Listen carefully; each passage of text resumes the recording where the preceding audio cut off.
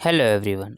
आज हम डिस्कस करने वाले हैं जामिया मिलिया इस्लामिया के जो है एंट्रेंस टेस्ट की कोचिंग के बारे में बात करने वाले हैं। क्या कोचिंग इम्पॉर्टेंट है एंट्रेंस एग्ज़ाम्स के लिए, या इम्पॉर्टेंट है तो कितनी इम्पॉर्टेंट है, या फिर किन बच्चों के लिए इम्पॉर्टेंट है? क्या बिना कोचिंग के एंट्रेंस टेस्ट नहीं निकल सकता? ये सब हम इस वीडियो में एक एक करके डिस्कस करने वाले हैं। और एक चीज़ और आपको सबसे पहले मैं क्लियर कर दूँ कि हाँ, डाकिया इन्फो की तरफ से आपको कोई भी पेड कोचिंग नहीं प्रोवाइड करवाई जाती। जो भी कंटेंट आपको दिया जाता है सब फ्री ऑफ कॉस्ट है, उसके लिए आपसे कोई चार्जेस नहीं लिए जाते हैं। ये पहले भी बच्चे जानते हैं, इतने सारे बच्चों का सिलेक्शन हुआ है, वो लोग ये बात जानते हैं अच्छे से। कभी कभी हो जाता है किसी किसी बच्चे के साथ फ्रॉड कुछ, तो वो चीज़ें ये पूछते हैं, सर हमें नहीं पता था कि फ्री ऑफ कॉस्ट भी चीज़ें अवेलेबल है। ऐसा नहीं है, बहुत सारा कंटेंट इस चैनल पे तो आपको पता है, बहुत सारा content free of cost available है। अदर भी आपके पास, ऐसा नहीं है कि आपको फ्री ऑफ कॉस्ट कंटेंट नहीं मिलेगा। फ्री ऑफ कोर्स कंटेंट आपको बहुत यूट्यूब चैनल पे मिल जाएगा, गूगल पे मिल जाएगा। बस प्रॉब्लम है आपको ढूंढना पड़ेगा। ठीक है, तो ये चीज़ें आपको ध्यान रखनी है। तो चैनल की तरफ से आपसे कोई चार्जेस नहीं लिए जाते हैं डाकिया इन्फो की तरफ से। तो ये चीज़ें आपको पता होनी चाहिए फर्स्ट। और सेकंड, चैनल भी आपको पता है हमारा जनरल अवेयरनेस फंड है। वहाँ पे भी आपको रीजनिंग के प्रैक्टिस जो है, एमसीक्यू क्वेश्चंस ज़्यादा से ज़्यादा प्रैक्टिस कराए जाते हैं, और बहुत सारे क्वेश्चंस आपसे एग्जाम में पूछे जाते हैं। और आगे भी जो है डिटेल में बहुत सारे टॉपिक्स पे जो है वीडियोस धीरे धीरे अपलोड करी जाएंगी। अब एकदम इतना सारा कंटेंट अपलोड करना थोड़ा मुश्किल होता है, पर धीरे धीरे आपको जो है सारी चीज़ें, जितना भी चीज़ें अवेलेबल होगी इस चैनल पे, आपके लिए सब फ्री ऑफ कॉस्ट होगा। ये चीज़ आपको पता होनी चाहिए। अब चलिए बात करते हैं, क्या सच में कोचिंग ज़रूरी है एंट्रेंस टेस्ट के लिए या नहीं ज़रूरी है? सबसे पहली चीज़ देखिए, एंट्रेंस टेस्ट निकालने के लिए जैसे मैं हमेशा कहता हूँ कि आपको पहले तो सिलेबस को अच्छे से देखना पड़ेगा कि सिलेबस में क्या क्या चीज़ें हैं।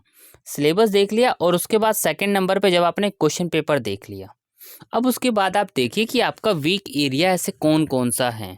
अब आपको मान लीजिए एंट्रेंस टेस्ट का सिलेबस जो है 4 पार्ट में डिवाइडेड है। 2 पार्ट आपके स्ट्रांग हो सकते हैं, 2 पार्ट आपके स्ट्रांग नहीं हैं। तो यूट्यूब पे अगर किसी भी चीज़ के, मैं ये नहीं कह रहा कि आप मेरा ही चैनल देखिए, मैं ये कहना चाह रहा हूँ कि अगर आपका कोई पार्ट वीक है तो आप अदर चैनल फॉलो कीजिए, कोई प्रॉब्लम नहीं है। आपको सीखना है, आपको एडमिशन्स लेना है, आपको किसी भी तरीके से आपका एडमिशन्स होना है। बाकी मैं तो आप लोगों को पता है ये कंटेंट बहुत अच्छे से अपलोड कर रहा हूँ सारी चीज़ें, ताकि आप लोगों को कोई दिक्कत ना आए, फिर भी आपको कोई प्रॉब्लम्स कहीं आती है। थर्ड नंबर पे आपको क्या ज़रूरत है? आपको प्रॉब्लम आती है तो आप मुझसे कांटेक्ट कर सकते हैं। थर्ड नंबर पे सबसे बड़ी प्रॉब्लम क्या है कि अगर आपका कोई पार्ट्स वीक नहीं है, आपको लगता है कि नहीं कोचिंग की ज़रूरत है, तो आप अपने अकॉर्डिंग देखिए कि आपको कोचिंग की ज़रूरत है, तो आप अपने अकॉर्डिंग कोचिंग ले सकते हैं, उसके लिए मैं आपको मना नहीं करूँगा। लेकिन थर्ड नंबर पे, लेकिन सबसे ज़रूरी चीज़ होती है गाइडेंस की। जिन बच्चों ने एंट्रेंस टेस्ट निकाला है, क्या उन्होंने कैसे प्रिपरेशंस करी थी, या उन्होंने किस तरीके से प्रिपरेशन करी थी, कितना टाइम लगाया था, आप उनकी बात भी सुन सकते हैं। और मैं जो आपको बताता हूँ, मैं आपको वही सारी चीज़ें बताता हूँ जो गलतियाँ बच्चे करते हैं और आप ना करें। जिन बच्चों का सिलेक्शन होता है वो भी यही चीज़ कहते हैं कि हाँ, जो बताया गया था उसके अकॉर्डिंग आप प्रिपरेशन करेंगे तो आपको कोई प्रॉब्लम नहीं आएगी एंट्रेंस टेस्ट निकालने में।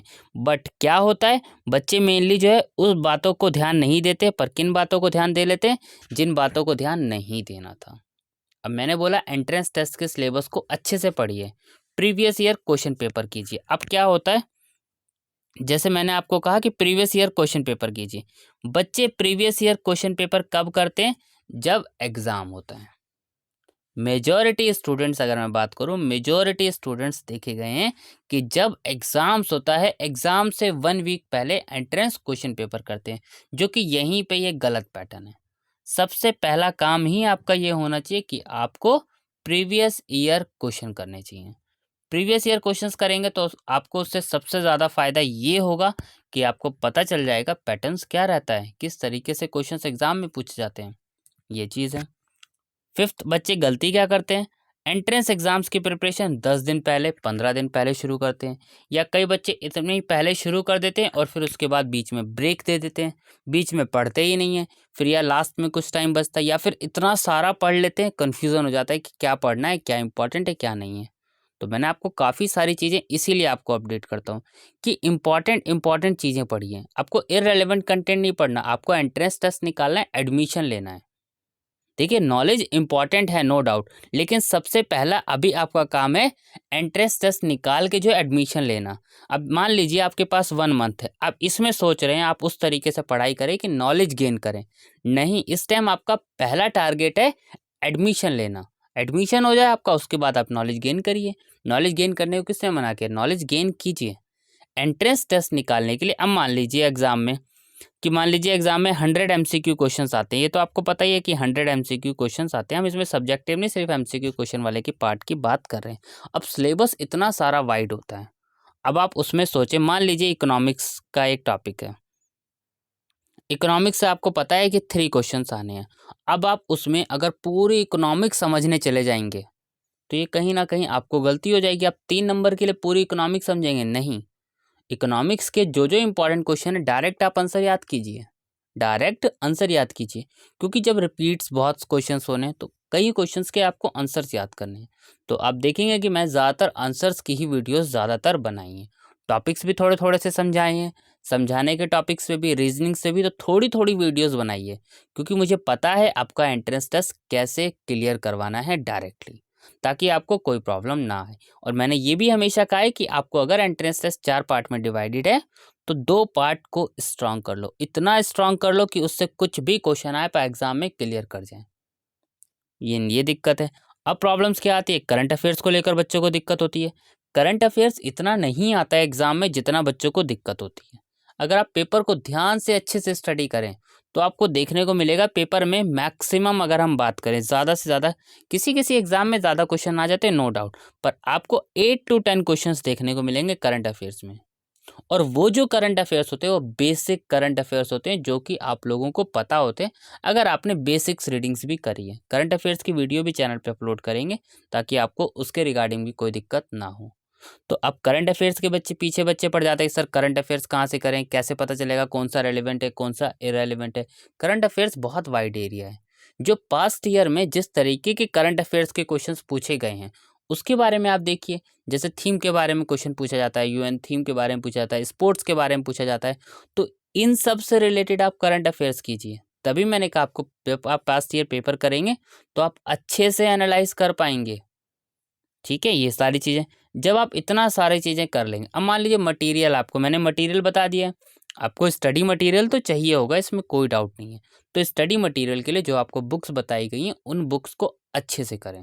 अब तब भी आपको दिक्कत लग रही है कि नहीं इतने से बात नहीं बनेगी, कि नहीं आपको कोचिंग की गाइडेंस की ज़रूरत है, तो आप कोचिंग ज्वाइन कर सकते हैं। कहीं भी आप अपने घर के आसपास कोचिंग ज्वाइन कर लीजिए, जैसे भी आपको ठीक लगे। ठीक है, बट बेस्ट आपको मैं कहूँगा जैसे प्रिपरेशंस की जाती है, सेल्फ स्टडी बहुत है एंट्रेंस टेस्ट के लिए, क्योंकि आप ऑलरेडी इतने कैपेबल हैं कि एंट्रेंस टेस्ट निकाल लेंगे। ऐसा नहीं है कि आप एंट्रेंस टेस्ट नहीं निकाल पाएंगे। तो जितना भी मैं आपको कहूँगा, जितना मैंने आपको बताया, यही सारी बातें ध्यान रखिए। आप इजीली एंट्रेंस टेस्ट निकल जाएगा। मुश्किल नहीं होता है इतना, पर हाँ आपको गाइडेंस जैसे रीजनिंग के लिए, मैथमेटिक्स के लिए जो भी पॉसिबल होगा आपको वीडियोस चैनल पे अपलोड करी जाएगी।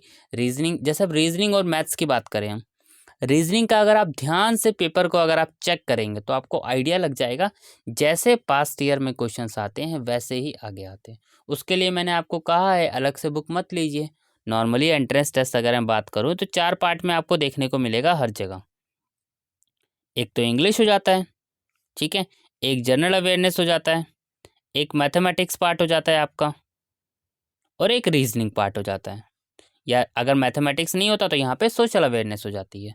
तो ये तो आपको पता है। इंग्लिश के लिए आपको बेसिक बेसिक चीज़ें, आपकी अगर इंग्लिश स्ट्रांग है तो इसके लिए आपको कुछ भी नहीं करना। मेन जो आपका एरिया होता है ये होता है जनरल अवेयरनेस, जो कि एक अच्छा खासा वेटेज स्कोर करता है 40 मार्क्स का। तो आपको वर्क तो इस पे करना है। इसके लिए मैंने आपको बता दिया, सिर्फ एक बुक ल्यूसेंट परचेज करनी है, ल्यूसेंट को पूरा पढ़ डालिए।